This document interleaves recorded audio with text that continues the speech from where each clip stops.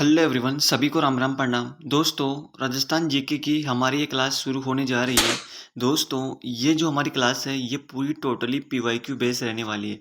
मतलब कि इस क्लास में जो मैं आप लोगों को करवाने वाला हूँ, जितने भी क्वेश्चंस हम लोग करेंगे वो हमारे पीवाईक्यू रहने वाले हैं। और ये जो हमारी क्लास है राजस्थान सीईटी परीक्षा 2026 के लिए दोस्तों वेरी वेरी इंपॉर्टेंट रहने वाली है।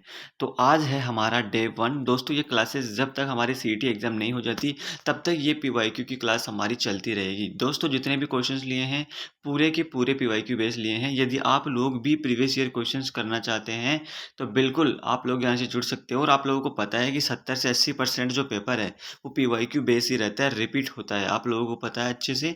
चलिए दोस्तों, शुरू करते हैं without wasting your time. But यदि आप लोग चैनल पर नए हैं तो वीडियो को लाइक और चैनल को सब्सक्राइब जरूर से कर देना। चलिए दोस्तों, शुरू करते हैं। सीईटी दोस्तों 2026 के राजस्थान जीके की पीवाईक्यू के लिए दोस्तों चैनल को सब्सक्राइब करें आप। चलिए, माँ शारदे का नाम लेके शुरू करेंगे क्लास को। आपकी स्क्रीन पर सबसे पहला क्वेश्चन दिया गया है। राजस्थान में स्वतंत्रता संघर्ष के दौरान 1921-22 में भील आंदोलन का नेतृत्व किया था। किसने किया था? मोतीलाल तेजावत, जमनालाल बजाज, शोभाराम या फिर विजय सिंह पथिक। बताइए किसने किया था राजस्थान में स्वतंत्रता संघर्ष के दौरान 1921-22 में भील आंदोलन का नेतृत्व किसने किया था? तो ये किया था दोस्तों मोतीलाल तेजावत ने। मोतीलाल तेजावत ने दोस्तों भील आंदोलन का नेतृत्व किया था। तो ऑप्शन नंबर हमारा ए यहाँ पे बिल्कुल राइट रहने वाला है। नेक्स्ट क्वेश्चन हमारे सामने, बिजोलिया किसान आंदोलन 1913 का नेतृत्व किसने किया था? बिजोलिया किसान आंदोलन का नेतृत्व किसने किया था? साधु सीताराम दास, भोगीलाल पांड्या, हीरालाल शास्त्री या फिर जयनारायण व्यास। किसने किया था दोस्तों बिजोलिया किसान आंदोलन का नेतृत्व? तो दोस्तों, बिजोलिया किसान आंदोलन का जो नेतृत्व है ये साधु सीताराम दास ने किया था। किसने किया था दोस्तों? साधु सीताराम दास ने किया था। ऑप्शन नंबर हमारा ए यहाँ पे बिल्कुल राइट रहने वाला है। दोस्तों, इस क्वेश्चन में मैं आप लोगों को टोटल 40 क्वेश्चंस करवाने वाला हूँ। तो आप लोगों को मुझे कमेंट सेक्शन में बताना है कि आप लोगों को जब क्लास खत्म हो जाए कि आप लोगों के 40 में से कितने क्वेश्चंस राइट हुए हैं। और बिल्कुल हमारे स्टैंडर्ड लेवल के क्वेश्चंस रहने वाले हैं। कुमारपाल प्रबंध में उल्लेख है कि चित्तौड़ के किले का निर्माण एक मौर्य राजा ने करवाया था। उस राजा का नाम क्या था? बताइए। चित्रांग, चित्रांगद, चित्रगुप्त, दशरथ। बताइए क्या हो जाएगा राइट आंसर। दोस्तों, तो कुमारपाल प्रबंध में लिखा गया है, कहा गया है कि चित्तौड़गढ़ किले का जो निर्माण एक मौर्य राजा ने करवाया था। और वो मौर्य राजा कौन था? तो दोस्तों, वो मौर्य राजा था हमारा चित्रांगद। कौन था दोस्तों? चित्रांगद ने करवाया था दोस्तों कुमारपाल प्रबंध में। क्या यहाँ पे कहा गया है कि चित्तौड़गढ़ किले का निर्माण एक मौर्य राजा ने करवाया था और वो है दोस्तों चित्रांगद। ठीक है, तो यहाँ पे ऑप्शन नंबर हमारा ए बिल्कुल राइट रहने वाला है। नेक्स्ट क्वेश्चन है हमारे सामने दोस्तों, कान्हड़ देव था। कान्हड़ देव कहाँ का शासक था दोस्तों? नागौर का शासक, जालोर का शासक या फिर एक कवि या फिर चौहानों का एक सामंत। बताइए कान्हड़ देव कौन था? Question number 4। दोस्तों, कान्हड़ देव एक जालोर का शासक था, आप लोगों को पता होगा। ऑप्शन नंबर हमारा यहाँ पे बी बिल्कुल राइट रहने वाला है। Option number B. Next question हमारे सामने दोस्तों, क्वेश्चन नंबर 5। कुंभा के विषय में निम्नलिखित में से कौन सा कथन असत्य है? वह स्वयं विद्वान नहीं था पर विद्वानों को आश्रय देता था। वह कुंभल दुर्ग का निर्माता था। वह संगीत प्रेमी था। वह मेवाड़ के एक महान शासकों में से था। बताइए क्या हो जाएगा राइट आंसर। कुंभा के विषय में कौन सा कथन गलत है वो बताना है। बताइए चारों में से। तो क्वेश्चन नंबर 5 का जो राइट आंसर है वो क्या हो जाएगा दोस्तों? ओ, ए हो जाएगा इसका राइट आंसर। वह स्वयं का विद्वान नहीं था। वह स्वयं विद्वान नहीं था पर विद्वानों को दोस्तों क्या देता था? आश्चर्य देता था। वह स्वयं विद्वान नहीं था पर विद्वानों को आश्चर्य प्रदान करता था। ऑप्शन नंबर हमारा ए बिल्कुल राइट रहने वाला है इस क्वेश्चन का। दोस्तों, यदि आप लोगों ने अभी तक भी वीडियो को लाइक और चैनल को सब्सक्राइब नहीं किया है तो कर दीजिए। क्वेश्चन नंबर 6 हमारे सामने दिया गया है। राजस्थान सेवा संघ ने राजनीतिक जागरण फैलाने हेतु अजमेर से जिस साप्ताहिक पत्र का प्रकाशन प्रारंभ किया था वह कौन सा था? राजस्थान केसरी, त्याग भूमि, नवीन राजस्थान, योग राजस्थान। बताइए बताइए क्या हो जाएगा राइट आंसर। राजस्थान सेवा संघ ने राजनीतिक जागरण फैलाने हेतु अजमेर साप्ताहिक पत्र का प्रकाशन किया था, वह कौन सा था? तो हमारा नवीन राजस्थान। नवीन राजस्थान इसका राइट आंसर हो जाएगा। ऑप्शन नंबर हमारा सी दोस्तों इसका बिल्कुल राइट रहने वाला है। नेक्स्ट क्वेश्चन हमारे सामने दिया गया क्वेश्चन नंबर 7। राजस्थान मानव अधिकार आयोग के अध्यक्ष कौन है? न्यायाधीश राजेश बालिया, न्यायाधीश दिलीप सिंह, RN माथुर, गिरिजा व्यास। क्या हो जाएगा राइट आंसर दोस्तों? राजस्थान मानवाधिकार आयोग के अध्यक्ष कौन है? तो दोस्तों राजस्थान मानवाधिकार आयोग के जो अध्यक्ष हैं वो है हमारे सामने न्यायाधीश राजेश बालिया। न्यायाधीश राजेश बालिया, यानी कि ऑप्शन नंबर हमारा यहाँ पे ए बिल्कुल राइट रहने वाला है। नेक्स्ट क्वेश्चन हमारे सामने, राजस्थान के मुख्य सूचना आयुक्त कौन है? TN भैण, MD कोटानी, T Srinivasan, Meenakshi हुजा। Rajasthan के मुख्य सूचना आयुक्त कौन है? तो दोस्तों राजस्थान के जो मुख्य सूचना आयुक्त है वो है टी श्रीनिवासन। टी श्रीनिवासन राजस्थान के मुख्य सूचना आयुक्त है। ऑप्शन नंबर हमारा सी बिल्कुल राइट रहने वाला है। नेक्स्ट क्वेश्चन है, राजस्थान में पंचायती राज व्यवस्था कब लागू हुई थी? 1967 में, 1959 में, 1971 में, 1963 में। दोस्तों जितने भी क्वेश्चंस मैंने करवाए हैं, जितने भी क्वेश्चंस कर रहा हूँ, सारे के सारे क्वेश्चंस आए हुए क्वेश्चन हैं, विभिन्न एग्जाम में पूछे गए हैं। और दोस्तों मेरा विश्वास मानिए यही कि as it is questions repeat होंगे। इस क्लास में से डेफिनेटली आप लोगों को पेपर देखने को मिलने वाला है राजस्थान जीके का। राजस्थान में पंचायती राज व्यवस्था कब लागू हुई थी? तो राजस्थान में दोस्तों पंचायती राज व्यवस्था है ये हमारी 1959 में लागू हुई थी। 1959 में। आपका ऑप्शन नंबर हमारा बी बिल्कुल राइट रहने वाला है। नेक्स्ट क्वेश्चन हमारे सामने, भारतीय संविधान के किस अनुच्छेद के अंतर्गत पंचायती राज संस्थाओं को संवैधानिक मान्यता प्रदान की गई? 256, 368, 154 या फिर 243 बी। क्या हो जाएगा राइट आंसर दोस्तों? तो क्वेश्चन नंबर 9 का राइट आंसर रहने वाला है option number B 368। Option number B 368। इसके अंतर्गत दोस्तों पंचायती राज संस्थाओं को संवैधानिक मान्यता प्रदान की गई है 368 के अंतर्गत। नेक्स्ट क्वेश्चन हमारे सामने क्वेश्चन नंबर 10, भारतीय संविधान के किस अनुच्छेद के अंतर्गत पंचायती राज संस्थाओं को संवैधानिक मान्यता? ये मैंने बता दिया, 368 हो जाएगा option number B. Next question हमारे सामने, राजस्थान में लोकायुक्त है। राजस्थान में लोकायुक्त कौन है? न्यायाधीश GL गुप्ता या फिर न्यायाधीश अजय रस्तोगी, दीपक रस्तोगी या फिर मधुकर गुप्ता। बताइए राजस्थान में लोकायुक्त कौन है? क्या हो जाएगा राइट आंसर इसका? राजस्थान में लोकायुक्त कौन है? दोस्तों राजस्थान में लोकायुक्त कौन है? न्यायाधीश GL गुप्ता। न्यायाधीश GL गुप्ता राजस्थान में लोकायुक्त है। ऑप्शन नंबर हमारा ए यहाँ पे बिल्कुल राइट रहने वाला है। दोस्तों आप लोगों को क्वेश्चंस के लेवल देखकर पता लग गया होगा कि ये क्लास हमारे लिए यूजफुल रहने वाली है या फिर नहीं रहने वाली है। दोस्तों क्लास वेरी वेरी इंपॉर्टेंट है। वीडियो को लाइक अभी तक भी नहीं किया है तो वीडियो को लाइक और हाइप जरूर करें दोस्तों। लोकसभा में राजस्थान से कितनी सीटें हैं? लोकसभा में राजस्थान से कितनी सीटें हैं? 20, 27, 25, 29। तो दोस्तों राजस्थान में लोकसभा से कितनी सीटें हैं? तो वो है हमारी कितनी? 25 सीटें। बिल्कुल सही है, 25 सीटें हैं। और लोकसभा से तो 25 सीटें हैं दोस्तों। और राज्यसभा से कितनी हैं? राज्यसभा से दोस्तों कितनी सीटें हैं ये आप मुझे कमेंट सेक्शन में बताइए। राज्यसभा से कितनी सीटें हैं कमेंट सेक्शन में बताना है। नेक्स्ट क्वेश्चन है, राजस्थान का कौन सा शहर राष्ट्रीय राजधानी क्षेत्र का भाग है? जोधपुर, पिलानी, करौली, अलवर। बताइए क्या हो जाएगा राइट आंसर इस क्वेश्चन का? तो राजस्थान का कौन सा शहर राष्ट्रीय राजधानी क्षेत्र का भाग है? तो राजस्थान का कौन सा शहर है? तो वो है हमारा कौन सा? ऑप्शन नंबर हमारा यहाँ पे इसका आंसर ए बिल्कुल राइट रहने वाला है। Option number A Jodhpur. Jodhpur दोस्तों यहाँ पे राष्ट्रीय राजधानी क्षेत्र का एक पार्ट है, एक भाग है।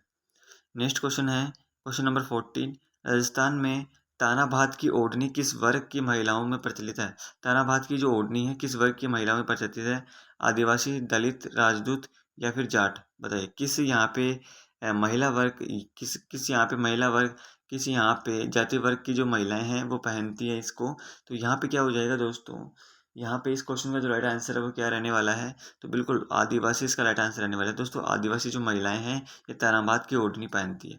ठीक है, ऑप्शन नंबर हमारा ए। भारत अमेरिकी सिविल न्यूक्लियर विधेयक भारतीय संसद द्वारा पारित हुआ था। कब हुआ था ये? 2007 में, 2008 में, 2010 में या फिर 2009 में। बताइए भारत अमेरिकी सिविल न्यूक्लियर विधेयक ये कब पारित हुआ था? तो दोस्तों ये पारित हुआ था हमारा 2008 में। तो ऑप्शन नंबर हमारा यहाँ पे बी बिल्कुल राइट रहने वाला है। Option number B. Next question है, भारतीय विदेश नीति निर्माण में जवाहरलाल नेहरू का महत्वपूर्ण योगदान था। शीत युद्ध समाप्ति हेतु प्रयास, महाशक्तियों में मित्रता का प्रयास, असंलग्नता अथवा गुट निरपेक्षता विदेश नीति का अवलंबन करना, श्रीलंका की समस्याओं के समाधान का प्रयास करना। बताइए क्या हो जाएगा।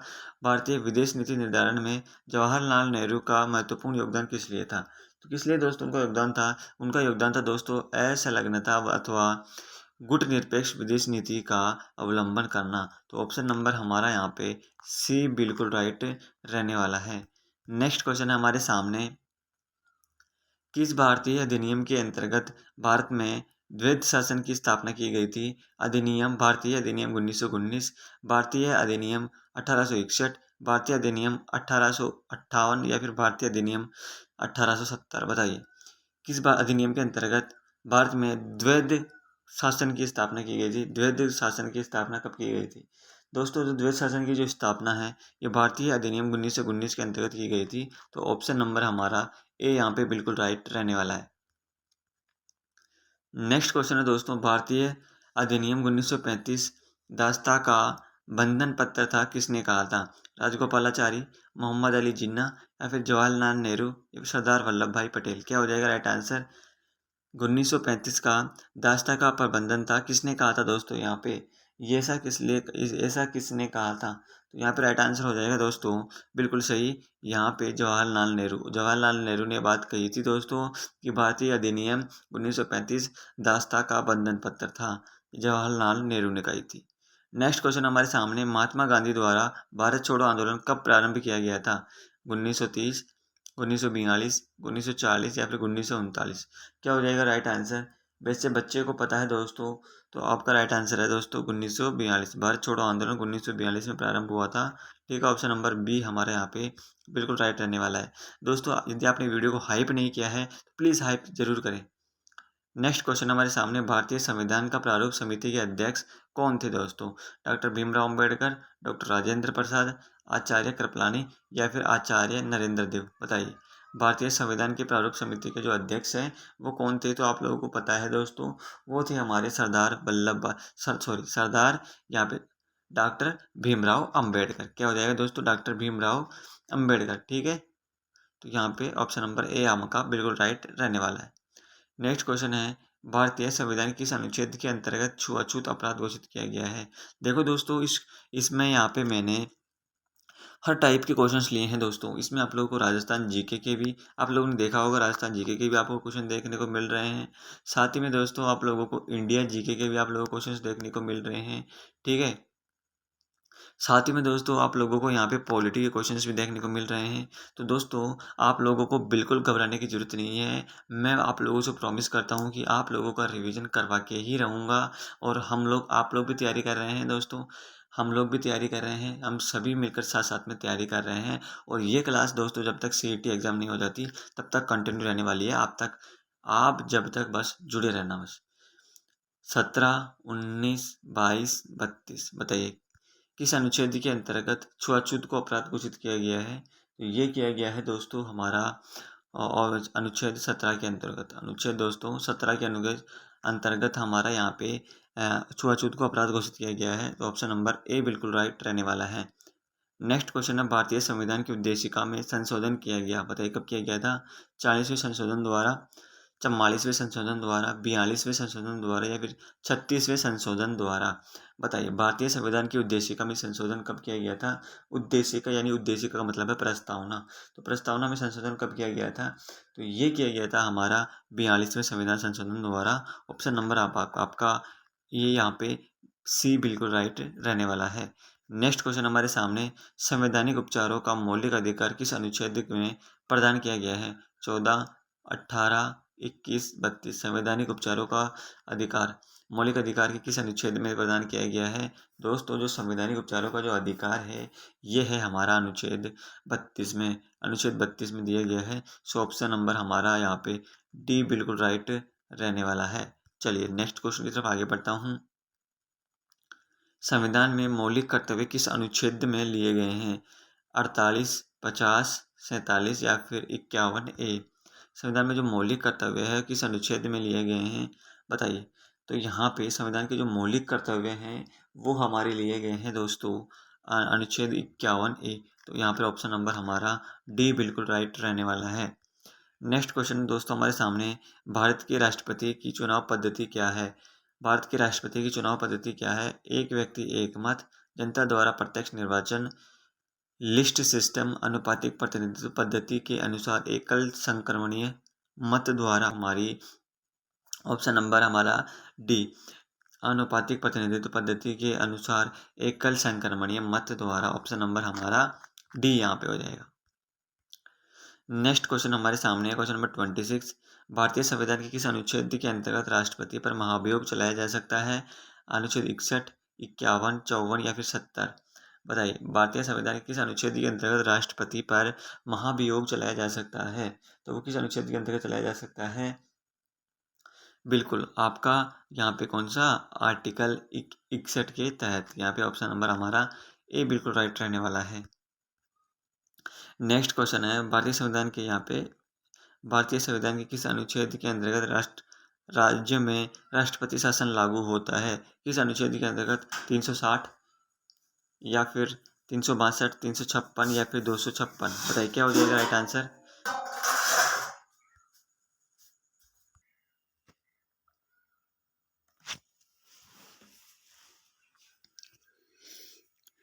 चलिए नेक्स्ट क्वेश्चन है दोस्तों, क्वेश्चन नंबर 27। संविधान के किस अनुच्छेद के अंतर्गत राज्य में राष्ट्रपति शासन लागू होता है? 360, 362, 356 या फिर 256? बताइए क्या हो जाएगा राइट आंसर? तो दोस्तों किस अनुच्छेद के अंतर्गत राज्य में राष्ट्रपति शासन लागू होता है?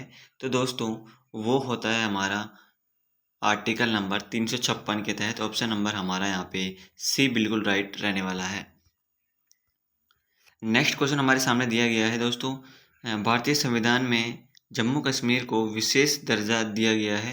अनुच्छेद 252, अनुच्छेद 370, अनुच्छेद 346, अनुच्छेद 348? क्या हो जाएगा दोस्तों राइट आंसर इसका? तो क्वेश्चन नंबर यहाँ पे 28 का जो राइट आंसर है दोस्तों, वो यहाँ पे रहने वाला है दोस्तों। ऑप्शन नंबर हमारा बी, अनुच्छेद 370, आर्टिकल 370 में विशेष दर्जा दिया गया है।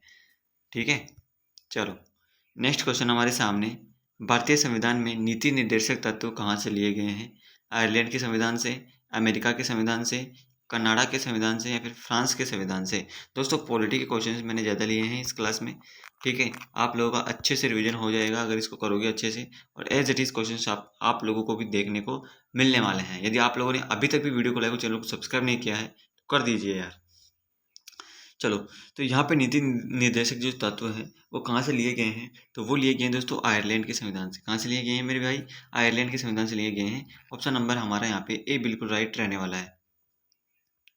नेक्स्ट क्वेश्चन है, भारतीय संविधान के किस अनुच्छेद के अंतर्गत संशोधन किया जा सकता है? संशोधन किया जा सकता है 368, 258, 360, 361? बताइए किस अनुच्छेद के अंतर्गत संशोधन किया जा सकता है? तो वो किया जा सकता है दोस्तों यहाँ पे आर्टिकल 368 के तहत। ऑप्शन नंबर हमारा यहाँ पे ए बिल्कुल राइट रहने वाला है। नेक्स्ट क्वेश्चन है दोस्तों यहाँ पे, 31 अगस्त 2011 को किन दो भारतीयों को मोन्से अवार्ड से मैग्सेसे अवार्ड से सम्मानित किया गया? किरण मजूमदार व अरुणा दत्ती रॉय, चेतन भगत व कुलदीप नायर, अरुणा राय व योगेंद्र सिंह या फिर हरीश पांडे व नीलिमा मिश्रा? किसको सम्मानित किया गया था दोस्तों यहाँ पे? तो वो किया गया था मेरे भाई, ऑप्शन नंबर हमारा डी, हरीश पांडे, हरीश हांडे या फिर नीलिमा मिश्रा? बताइए यह हो जाएगा राइट आंसर इसका। ऑप्शन नंबर हमारा डी बिल्कुल राइट रहने वाला है। नेक्स्ट क्वेश्चन हमारे सामने, केंद्रीय खेल मंत्री कौन है? कमलनाथ, सीपी जोशी, अजय मानक या फिर अंबिका सोनी? क्या हो जाएगा दोस्तों राइट आंसर? तो यहाँ पे 32 का राइट आंसर रहने वाला है दोस्तों अजय मानक, ऑप्शन नंबर सी। अजय मानक दोस्तों हमारे खेल मंत्री हैं। ऑप्शन नंबर हमारा सी बिल्कुल राइट रहने वाला है। सुप्रीम कोर्ट के निर्देशानुसार जयपुर को वर्ल्ड क्लास सिटी बनाने हेतु एम्पावर्ड कमेटी के सदस्य कौन हैं? घनश्याम तिवारी या फिर शांति धारीवाल, न्यायाधीश DS दवे व IS इसरानी और यहाँ पे कुलदीप रंका? क्या हो जाएगा राइट आंसर? सुप्रीम कोर्ट के निर्देशानुसार जयपुर को वर्ल्ड क्लास सिटी बनाने हेतु एम्पावर्ड कमेटी के सदस्य कौन है? एम्पावर्ड कमेटी के सदस्य कौन है दोस्तों? तो वो है हमारे कौन कौन से, यहाँ पे हो जाएगा न्यायाधीश DS दवे व IS इसरानी दोस्तों। ऑप्शन नंबर हमारा यहाँ पे सी बिल्कुल राइट रहने वाला है। नेक्स्ट है विश्व एथलेटिक्स चैंपियन 2011 की 20 किलोमीटर पैदल चाल स्पर्धा में निर्सिनर स्वर्ण पदक जीता है। किसने जीता है? ओल्गा कानिस्किनिया ने, या फिर बेटा सोकोलोवा ने, या फिर अनीसिया कोडियाकिना ने, या फिर येलेना बोलोट ने। किसने जीता है दोस्तों? तो ये जीता है मेरे भाई, किसने? बिल्कुल ओल्गा कोनिस्किना ने। ऑप्शन नंबर हमारा यहाँ पे ए हो जाएगा यहाँ पे। नेक्स्ट क्वेश्चन नंबर 35 है, भारतीय जीवन बीमा निगम LIC दिवस प्रतिवर्ष कब मनाया जाता है? 20 सितंबर को, 1 सितंबर को, या फिर 24 अक्टूबर को, या 5 नवंबर को? बताइए LIC डे कब मनाया जाता है दोस्तों? LIC डे मनाया जाता है हमारा ऑप्शन नंबर बी 1 सितंबर को। 1 सितंबर को दोस्तों LIC डे मनाया जाता है, आप सभी को पता है 1 सितंबर को। ठीक है, option number B. Next question की तरफ चलते हैं। मानव अधिकार दिवस हर वर्ष कब मनाया जाता है? 10 दिसंबर को, 25 नवंबर को, 2 अक्टूबर को, या फिर 1 जनवरी को? मानव अधिकार दिवस जो मनाया जाता है दोस्तों, ये मनाया जाता है 10 दिसंबर को। ऑप्शन नंबर हमारा ए बिल्कुल राइट रहने वाला है। भारतीय टैंक निरोधी मिसाइल को किस नाम से जाना जाता है? आकाश, पृथ्वी, अग्नि, नाग? बताइए भारतीय टैंक निरोधी मिसाइल को किस नाम से जाना जाता है? तो उस किस नाम से जाना जाता है? नाग के नाम से जाना जाता है। भारतीय टैंक निरोधी मिसाइल को नाग के नाम से जाना जाता है। ऑप्शन नंबर हमारा डी बिल्कुल राइट है दोस्तों। नेक्स्ट क्वेश्चन है, मैटर्स ऑफ डिस्कशन पुस्तक के लेखक कौन है? इंद्र कुमार गुजराल, या फिर डॉक्टर मनमोहन सिंह, या फिर राहुल गांधी, या फिर लाल कृष्ण आडवाणी? बताइए इसका आंसर क्या हो जाएगा दोस्तों? What is the right answer of this question? इसका आंसर क्या हो जाएगा दोस्तों? आप लोगों को बताना है इसका आंसर। बाकी इसका आंसर जो है वो कमेंट सेक्शन में पिन किया हुआ मिल जाएगा आप लोगों को, वहाँ से देख लेना आप लोग। ठीक है साथियों, मिलते हैं किसी नेक्स्ट वीडियो में। हाँ, कल मिलते हैं फिर। बाकी वीडियो को लाइक, चैनल को सब्सक्राइब जरूर से कर देना, और हाइप और लाइक नहीं किया तो कर देना दोस्तों, आप लोगों को मेहनत पसंद आई हो तो। बाकी नेक्स्ट क्लास में मिलते हैं दोस्तों हम सभी लोग, और सब्सक्राइब और हाइप जरूर करके जाना दोस्तों सभी। धन्यवाद, जय हिंद।